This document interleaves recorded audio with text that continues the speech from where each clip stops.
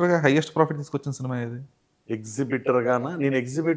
నేను నా థియేటర్‌లో నేను పెద్దగా అడ్వాన్స్‌లు ఇవ్వను. Okay. Because of good quality theatres. హ్మ్. మీకు కావాలంటే ఏసుకోండి. మీరు ఏసుకోకపోతే ఇంకోరు ఏసుకుంటారు. ఎందుకంటే మనం అడ్వాన్స్‌లు ఇస్తే అవి ఇంకో సినిమాకి అడ్జస్ట్ చేస్తామంటారు గానీ రావండి.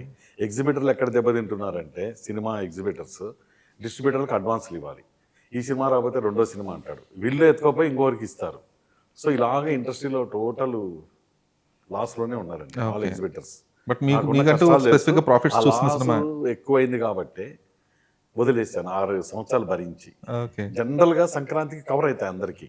అవును. ఇప్పుడు ఈ సురేష్ ప్రొడక్షన్స్ వీళ్ళందరూ ఏందంటే డెప్షీట్ పడతా సంక్రాంతికో లేకపోతే ఏదో 5, 6 సినిమాలు హిట్ అయినాయంటే ఈ లాస్‌లన్నీ కవర్ చేస్తా. అది చిన్నది గానియండి, పెద్ద హీరోది గానియండి. పెద్ద హీరోది హిట్ అయితే మాత్రం 2 సంవత్సరాల లాస్‌లు కూడా కవర్ చేస్తది.